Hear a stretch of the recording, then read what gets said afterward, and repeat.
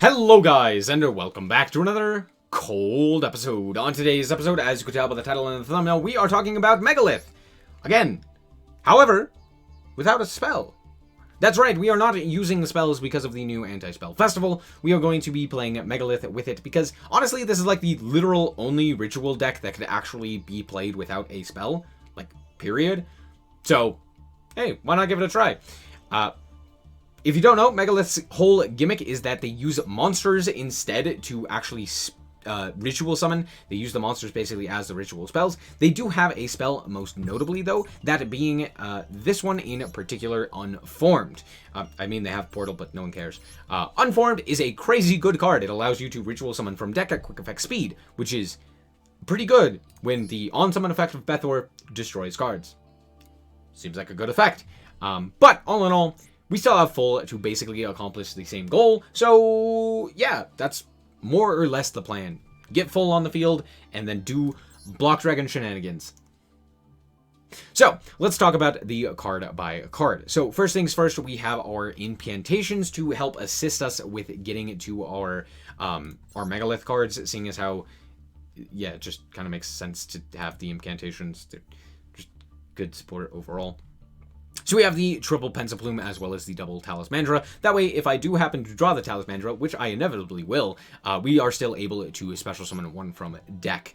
So that's pretty nice. We also have the triple Chalice Slime to get into our Pensaplume or our Talismandra as well, which is pretty nice. Next up, we have our Manju as well. Manju of the 10,000 hands, which just allows us to grab up our Megaliths.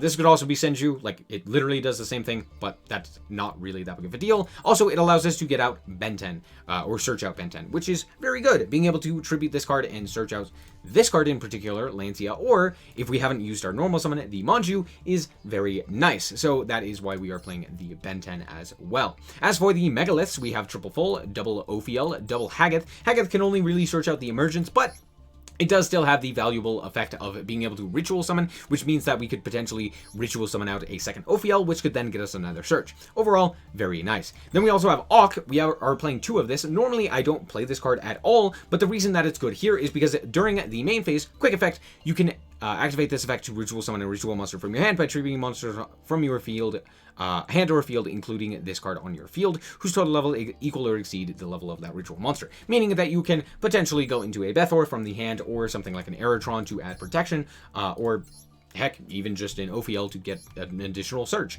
You can go for full. It's very nice just having that additional option since we are kind of low on availability with disruptions. So having that is very nice. We then have the double Phaleg. Phaleg is less valuable in this list just due to the fact that it isn't Bethor. It doesn't pop cards, but it does still do some pretty decent work, being able to get over quite a lot, as well as being able to boost up our Apollosa. We next have the Bethor, the Heart and Soul.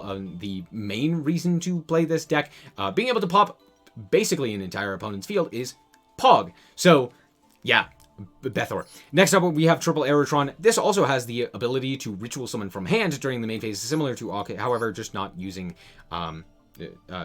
itself. It just discards itself as like the ritual spell, basically. But it's a quick play spell from hand, which is absolutely insane. So really cool card. You'll love to see it. Yeah, there's that. Then we have obviously full, being able to ritual summon from deck, being able to modulate its level, being able to use this multiple times once per turn, meaning just overall it's a very, very solid effect.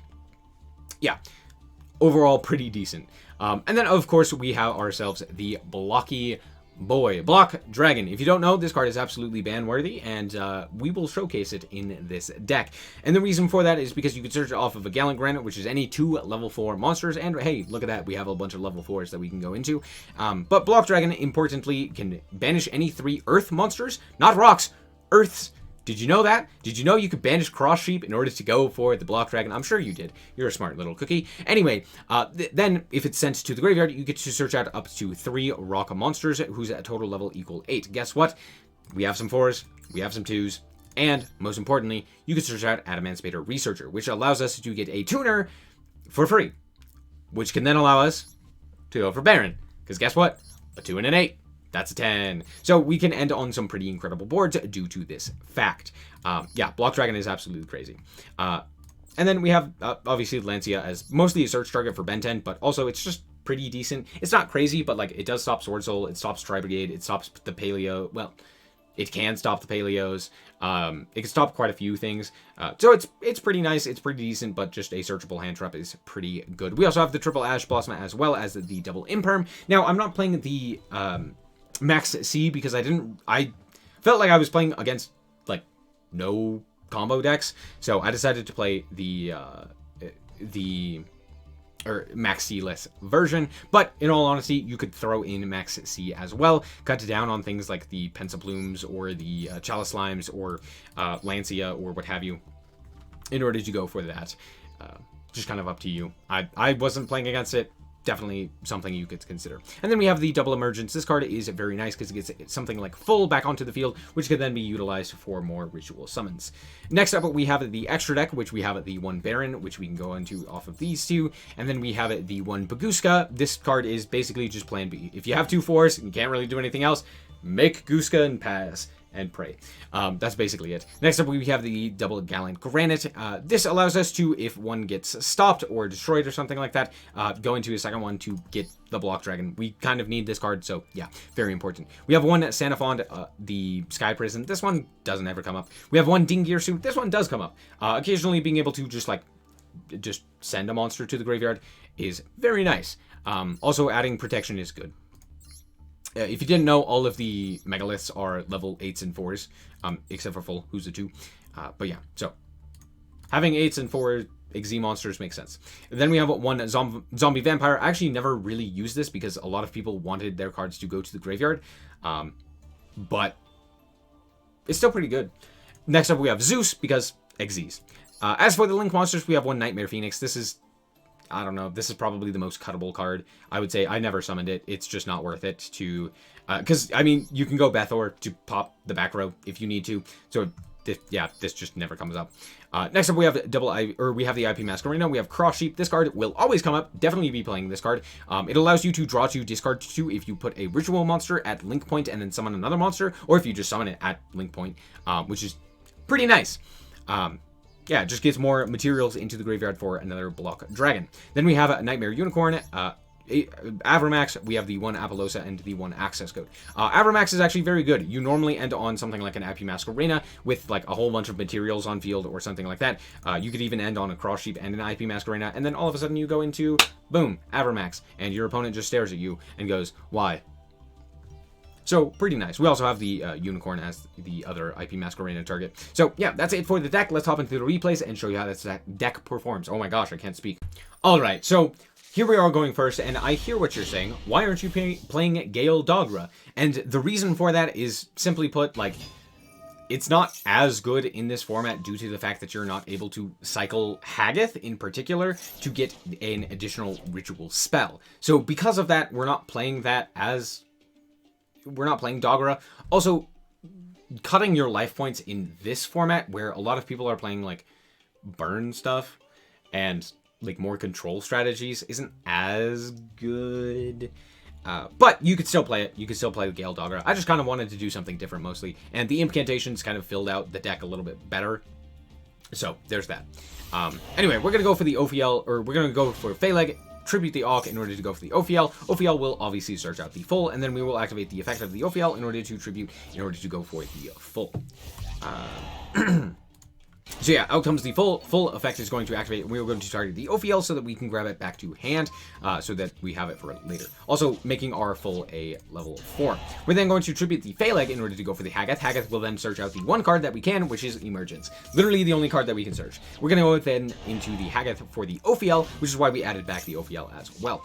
Ophiel will then search out the Aeratron just so that we have it. Now we can have it with 2 level 4s on our side of the field, go into Gallant Granite, which will then search out the Block Dragon, which is pretty nice because now we can go Block Dragon into or onto the field and then go for the Cross Sheep pointing to the full. Block Dragon's effect will activate here. We will search out the Researcher, the Auk, as well as the full, since we needed another level 2 since we searched out the Researcher. We are then going to banish the 3 to once again go for the Block Dragon, which will allow us to draw 2, discard 2, which I think I just discarded the 2 cards which we ended up drawing, so it doesn't really matter. We're going to go for the Researcher. I don't have a target for the Researcher, so there's no point in activating its effect. But this allows us to go for the Baron. We're then going to go for the Aeratron in order to go for another full. Why did I do this?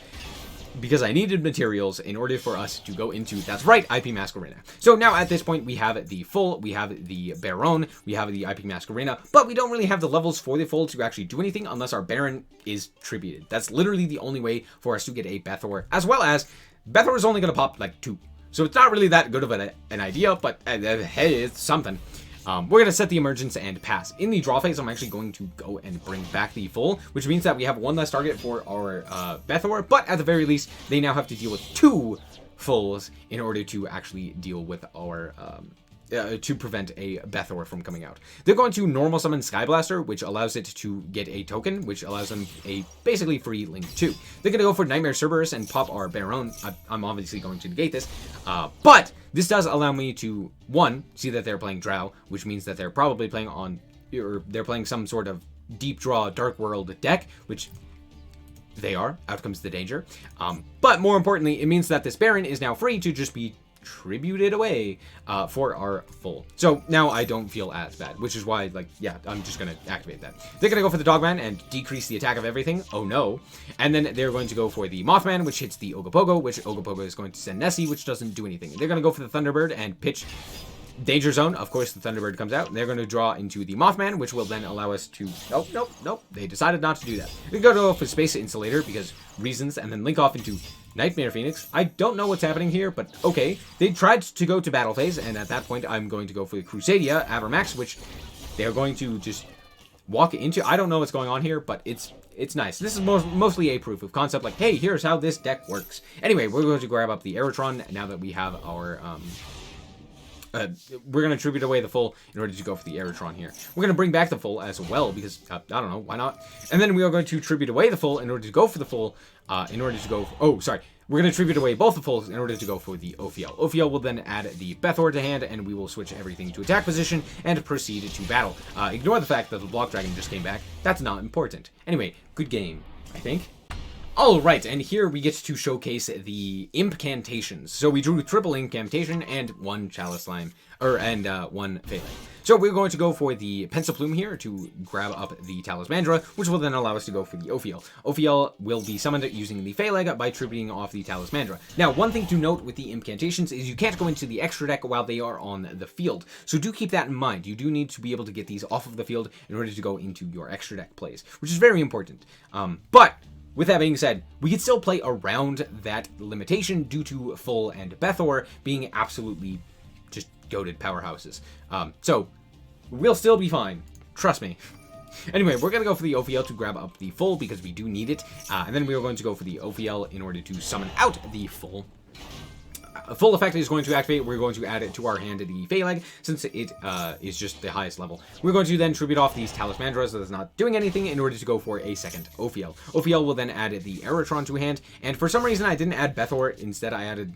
Oh, I added back the Phalanx. But yeah, this basically allows me to go for a ritual summon on the opponent's turn for the Phalanx with these two. So we have the Ash Blossom, we have the potential to summon out a Phalanx, which is very just high attack stat. And then we also have the Bethor, of course, which could be utilized as well. They're going to go to the battle phase and evenly matched. Okay, I mean, we get to keep the full, which is like the only thing that I care about. We're going to go for the Aerotron here, and I'm actually going to tribute off my 2 monsters in order to go for the Phalanx onto our side of the field so that we can get more monsters into the graveyard for us to go for the Bethor. This now allows me to pop 1, 2, 3, 4 4 cards. And guess what? They have 4 cards. So we're going to pop the entire field and get absolutely punished. Because Waking the Dragon. Who in the heck plays Waking the Dragon? It's fine. It doesn't matter. Out comes Hawkero. That's okay. Ultimate, Falco, and they had another set card, Dear Lanta. Okay, sure, that's fine. Anyway, we're going to go for the full here, and because we drew the Bethor, we're going to go for the Phalanx. Phalanx is like the literal 1 card that actually allows me to walk over this Ultimate Falcon, so pretty nice. Out comes the Hakero, and in sequence, the Elixir of Scarlet Sanguine, which means now they can banish a monster. However, we're still able to walk over the Ultimate Falcon, which is pretty nice. We're going to also walk over the Hakero, because I'm not really worried about anything that they could summon here, because, again, we still have full, which can still go into another Bethor, since we still have access to that. Pretty nice. They're going to go for the Elixir here, and they are going to set, of course, Conquistador. they're going to go to main phase 1, and during main phase, they are going to try to go to the end phase, and of course, we can't allow that because this has to activate in the main phase. So, we're going to go for the Bethor during their main phase. We're going to pop the 2 and pass. Oh, no, they scoop it up. Good game. Alright, and so that's it for the deck. It's pretty simple. I say it's pretty simple. It's pretty complicated, let's be honest, but the fact that this deck is able to be played as a ritual deck without a ritual spell is pretty cool. I really like it, and being able to play in this festival is also pretty nice. I think a lot of people said that Megalith, or some of my chat said that Megalith wouldn't be able to be played in this festival, or like it isn't very good in this festival, and the fact of the matter is that's just not the case. It's not the best deck, but it does still do its main combos. You're still able to end on basically the same things. It's just slightly less consistent because you have access to less ritual spells. But just playing the Chalice Slime and cutting it down to more 40 cards, whereas I've seen a lot of decks play like 60, which is just absurd. Yeah, it's still good. You can still end on things like, as you saw, the IP Masquerena cross sheep into Avramax, which is very, very strong. A lot of decks just don't have outs. Few decks are playing Kaijus, but, I mean, yeah, honestly, I have won games just by sitting on this guy and just winning the game through that. Also, being able to go into something like an Apollosa and Baron oftentimes is enough. Being able to go Baguska into Zeus is pretty nice as well. So yeah, all in all, just very solid. I think this really does come down to the skill of the player. Not necessarily so much in deck building, but more so in the actual playing of the deck. There are a lot of different lines that you need to be aware of. Is it going to be more valuable to go for something like a Bethor to pop your opponent's field, or is it going to be more valuable to go for Apollosa Baron, or, you know, what do you need to value is a lot of it. But yeah, all in all, I still really like the deck. I really like the incantations. They fit ever so snugly with this deck and work really well. You can still probably play the Dogra side of the deck. Basically the same, just take out the quick play spell, which again, I cannot remember. Unformed, I believe. You can take out the Unformed and just replace it with like an Auk or 2 or something like that. But all in all, that deck doesn't really perform as well, I would say, in this event, just due to the fact that like it's a little bit more bricky without the spell, because you're more cycling Hagath. So yeah. Anyway, that's it for the deck. Hope that you guys did indeed enjoy it. If you did, like us very much, appreciate it. And if you want to check out more content like this, as well as more Yu-Gi-Oh, then just be sure to subscribe. Anyway, thank you guys so much for watching, and remember to always stay frosty. Bye-bye. Shout out to the Frost Guard, my members. Thank you guys so much for the support, and I hope you enjoy the content.